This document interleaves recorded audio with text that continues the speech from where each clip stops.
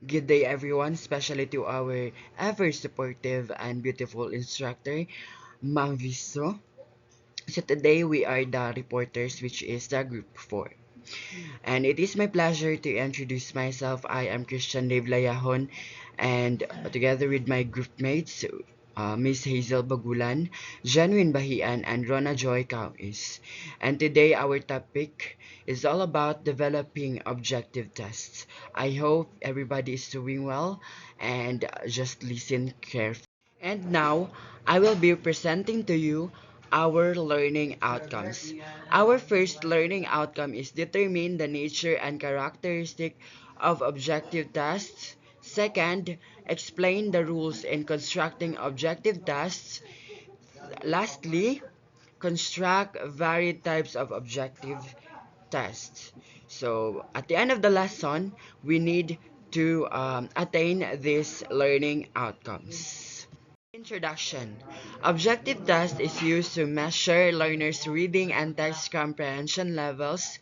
Objective tests requires only one correct answer and all other answers are categorized as wrong based on objective criteria. Objective test is observed among teachers and reading and text comprehension tests. When we say developing objective tests, this refers to creating assessment questions that have only one correct answer. As I said earlier that when we say developing objective tests, we the teachers need to create a questions that has only one correct answers. These tests help teachers measure student learning in fair and accurate way because the answers are fixed and do not depend on personal judgment. Objective tests are commonly used in classrooms and include types such as multiple choice, matching type, fill in the blanks, and true or false. In developing objective tests, we must remember these four types of objective tests, which is the true or false, multiple choice test, fill in the blank, and matching types. So, as a student, I always remember this that my teacher or instructor is always using these four types. It is because this is encouraging the critical thinking of their students. And now, let us discuss the first type of developing objective test, which is the true or false, or other term is yes or no. So, to effectively use the varied objective tests, the following consideration must be followed. So, when we say true or false, or yes or no test, this test measures the ability of reader to determine the truth or falsity of statement presented. The basis of the answer is correct interpretation of the facts in the given passage. So, students read a statement and decide whether it is correct or incorrect. So, as I observe as a student, when my teacher give a true or false test, I always make sure that I will identify the statement given or the passage. I identify it and I reflect that if that passage is true or false. So by that, me as a student, I was been able to answer and give the correct answer, which is based on the passage given by the instructor. And now, I will be discussing to you the suggestion in constructing true or false tests. So, by following this suggestion, we future educator or even teachers can make a clear, concise, and simple test questions to the students. So, the first suggestion is sentences must be simple, declarative, and using direct language.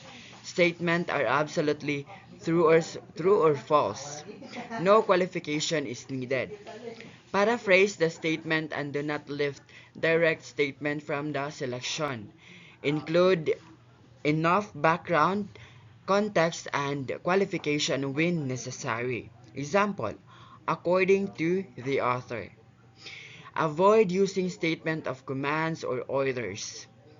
And lastly, never use qualifiers like always, sometimes, and never. So to create good true or false questions, we the teacher should make statements clear, simple, and based only on one idea. It is also important to avoid confusing language so that our students are tested on knowledge, not just guessing. And overall, developing objective tests, including true or false items, helps ensure fair and effective assessment of our student learning. So here, we prepared a sample test items. So the direction, read the paragraph below and answer the question that follows. Mark noticed that his wallet was not in his pocket. He tried to search for it in his bag, under his chairs, and in the classroom. He wondered where he could lost it. He decided to make it a bulletin announcement so that the children could help him locate his wallet. If you are going to help find his wallet, which of the following information should you announce? Before each number, it is could help and know if it is helpful. So here it is. You need to identify first what is the packet of Mark. So you need to identify if it is dark or brown, it is a birthday gift, or it is made of leather, or it is imported. It has his ID inside.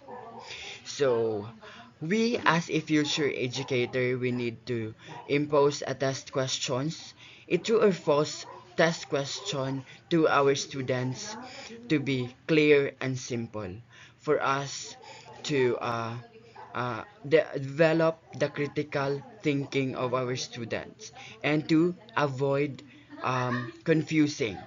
And that's all. Thank you. Good morning, everyone. Good morning, Mom. Since Christian Dave already discussed the first objective test that the teachers use to measure the learner's progress, now let's move on to the second objective test, which is the multiple choice test. So I know we are very familiar and exposed to this type of test since elementary, high school, up until now. We're in college.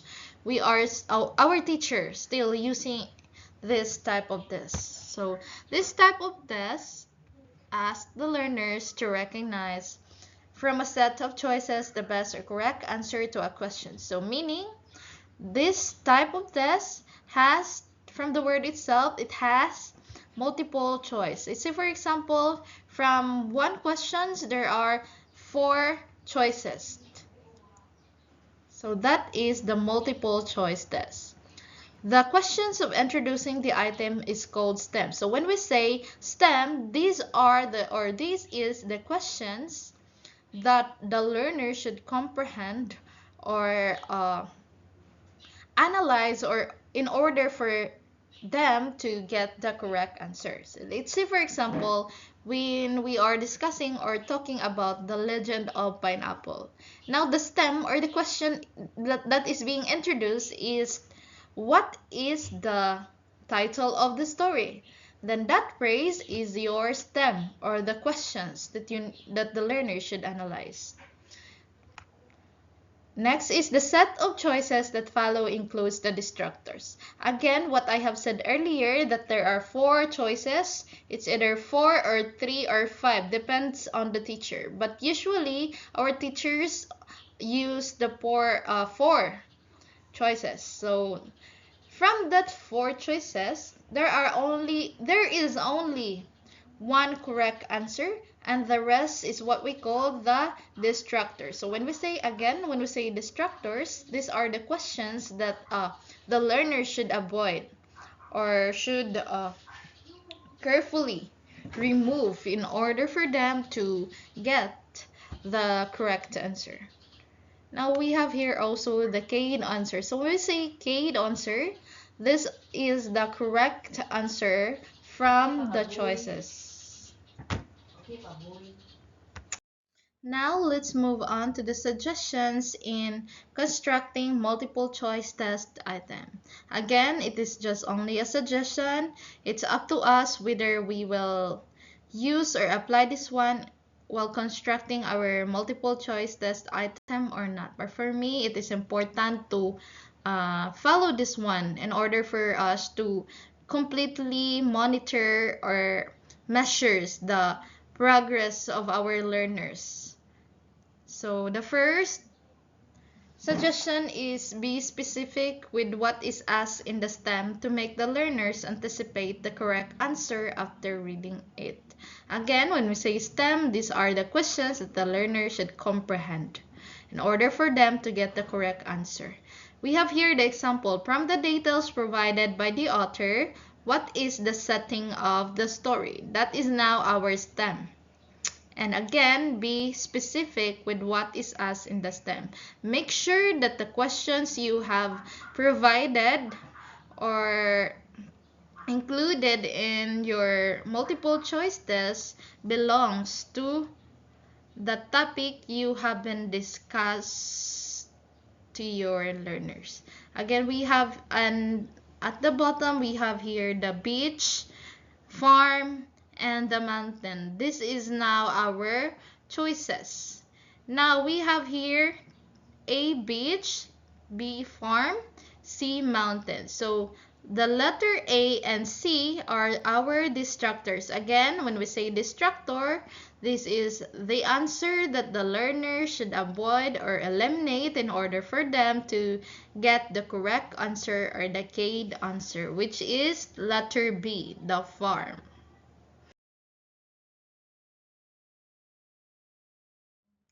The second suggestions in constructing multiple choice tests is avoid grammatical clues like a or an. So for example, we have here the incorrect way of constructing multiple choice test items. So example is the animal tortoise described in the story is a good example of an.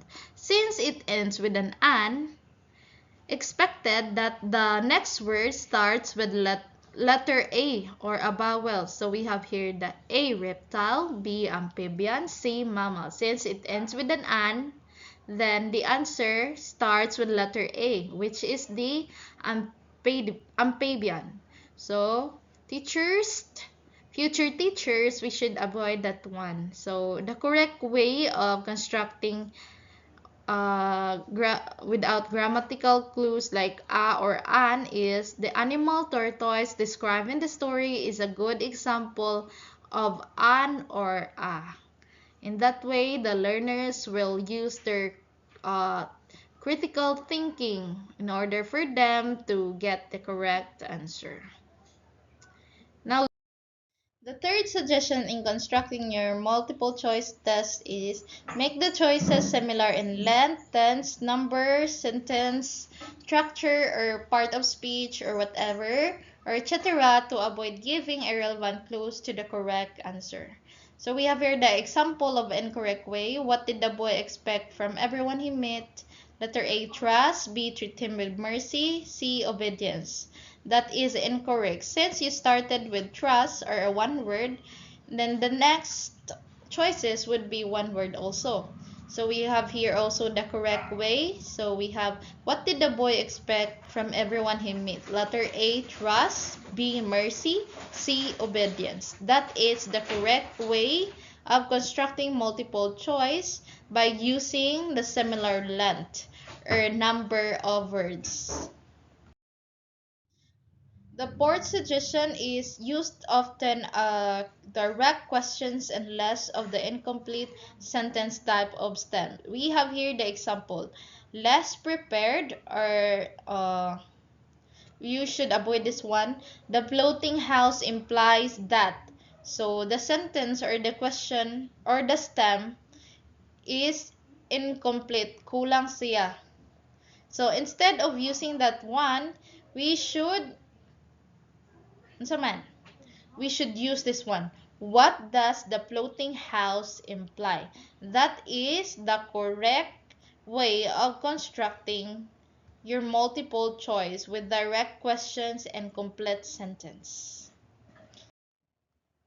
The fifth suggestion is word or phrases that are repeated in the options or choices are better integrated into the stem to reduce the reading load of the learners. We have here the incorrect example. What do the floating houses imply? Muslims are sea lovers, Muslims are pearl divers, Muslims are boat dwellers, Muslims are good fishers. So instead of using that one, we can remove the Muslims are and put it into our stem or questions. Example, what do the floating houses imply? Muslims are sea lovers, pearl divers, boat dwellers, or goat fishers. That is the correct way of using the repeated word or phrases in the options of a multiple choice test. We can integrate it into the stem or the questions. Next is we have arrange responses in a logical order. And we say logical order, dapat pasunod. It can either if number, highest to lowest or lowest to highest.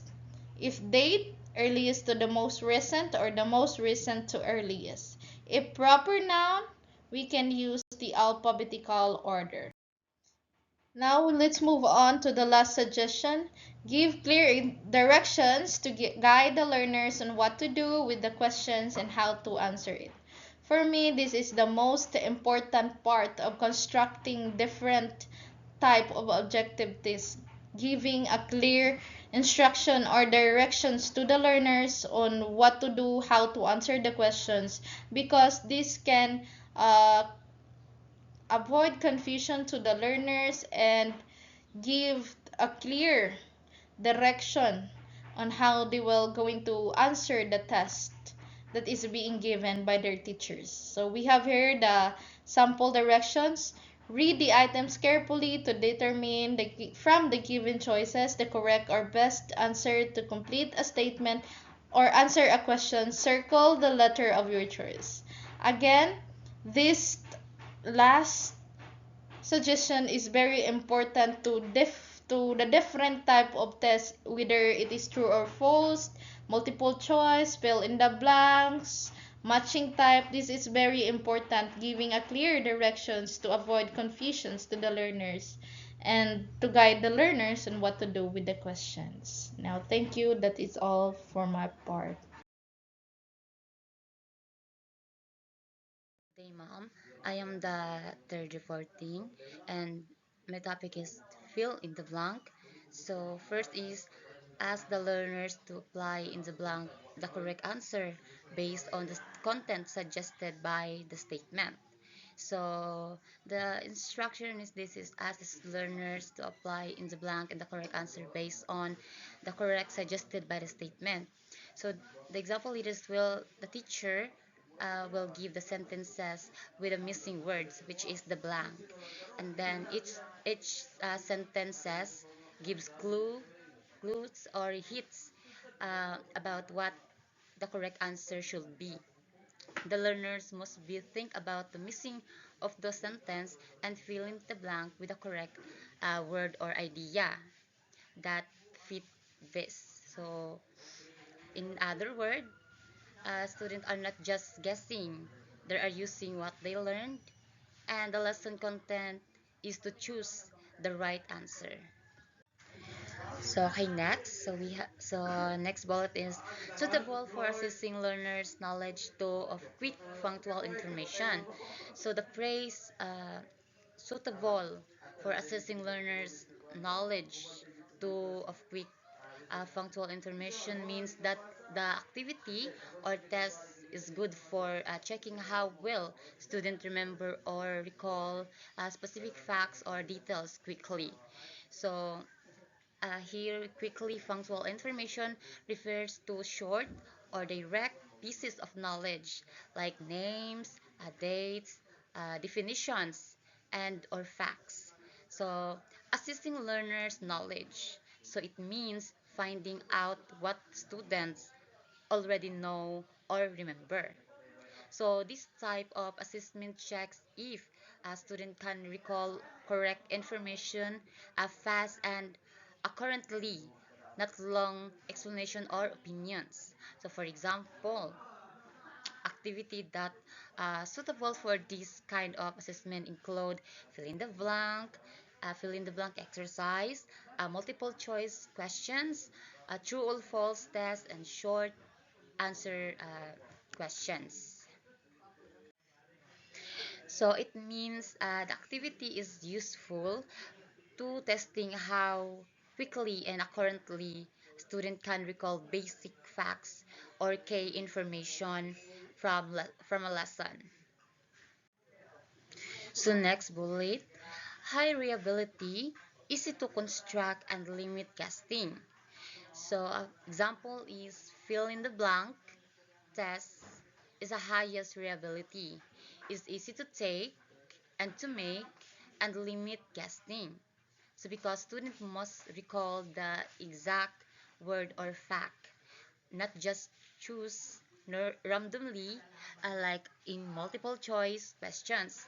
So in short, it means that types of tests is trustworthy, simple to prepare, and help ensure that students show real understanding instead of guessing.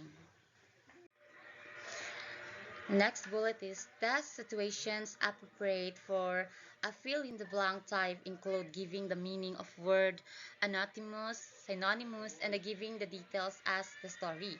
So this statement means that fill in the blank activities are useful in certain situations, especially when you want to check if student can remember specific information or understanding the meaning of words. So in short, a fill in the blank test is appropriate when you want to see students can recall facts, meaning, or words relationships from what they learned, like vocabulary, synonymous, anonymous, or story details. Vocabulary test. So ask learners what word or phrase means as if is used a sentence.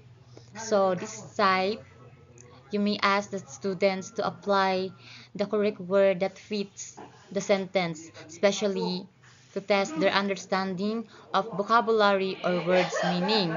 So, for example, here is the opposite of silent is. So, the opposite of silent is noisy. So, it checks in if learners understand word meanings, synonymous, and antonymous. So next bullet is applying the details of the story. So ask learners about the title of the story, the author, the settings, and the other major details of the story. In this test, if the learners remember the important parts of the story, like the title, author, settings, or main event. So for example is the author of the story is so with a description by the author with a description by the author the settings of the story is it so the purpose of this is it helps assessing comprehension and recall of the story details so in that way student can understand or remember the important parts of the story so they don't need to uh, explain it again because they understand and they know what story is all about. So next is suggestion and constructing fill in the blank test. So first bullet is put the blank at the end of the statement or orient the learners on the context. So this helps students understand the context before they answer. For example, the assessment is a piece of cake, so means this gives the students clue about what the sentence about before answering. So next bullet is make the situation specific for the learners to provide the correct answer. So the sentence should be clear enough so the student can figure out the correct answer easily based on what they learned. So avoid vague, confusing statements. So for example, you need to you need to use a sentence that student can understand easily. Don't use any kind of unfamiliar words so the student can they don't understand what's the point or what is the meaning of you're going to ask there. So the third bullet is make the blanks of the same template to avoid giving clue to correct answer. So in this prevents student from guessing the answer based on how long the blank is. So example, don't make one blank long and other short because it might give away the answer. So you only have to do is to get easily based on what they learned. You can give a short answer that a student or learners can easily understand what's answer or what have they learned about it. So in summary, fill in the blank tests are used to check learners' understanding of vocabulary and story details. So when making them, make sure that the blanks are at the end, the sentences are clear and specific, and all blanks are the same to make the test fair and accurate. And that's all my topic. Thank you. So let's proceed to the another topic. So my topic today is all about the matching type. So matching type, it measures the ability to recognize the relationship among homogeneous pairs.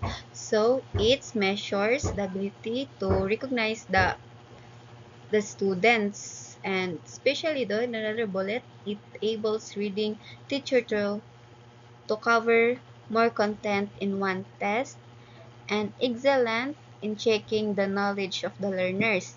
And the fourth bullet, it has two columns. Column A to represent the premise, and while the column B, it premise the choice, no? So it has two columns. It is the column A and the column B. So wise consideration in constructing matching type, no? It includes the direction, the basis of the learners to match the items, on how to match, either to write the letter of their answer or to draw the lines. So it includes clear instruction on the teacher on how to match the items or how to write the letter of their answer or to draw the lines. So in the second bullet, items in column A are numbered consecutively while items in column B are lettered alphabetically, no? It's so sabotable naman. So, ang column A daw are numbered consecutively while the column B are lettered alphabetical. So, in the third bullet, give more response in column B than the premised column A. If there are 10 items are premised, the response could be letter A to M. So, more response in column B than premised the column A to minimize guessing. So, the last bullet, longer statements are placed in the premise to reading time and shorter ones are in the response. So, length, place longer items in column A. Column A is the premised and shorter spans in column B to optimize reading time. Items to be matched should be homogeneous. So, example, character. Character reading selection where they are found. And authors, so title of the reading selection, and figurative expression would be word, meaning or classification or etc. So sample test items. Direction, match the idiomatic expression in column A with their meaning. In column B, write the letter of your answer, the space provided. Before each test item. Remember that items in column B could be choice, more than, or never. So these are the example of sample test items or matching type. So in the column A, number 1, second to none, cross your finger, busy as the bee, in hot water, see eye to eye. So, dre ka mamili sa column B. So, second to none, kung aha ihang kwan or good luck ba, in the trouble ba, or figure eight, in the mesos, moving slow, agree, and anymore. Kung unsa ang iyahang best nga na-describe. So, diri ka mamili sa column B.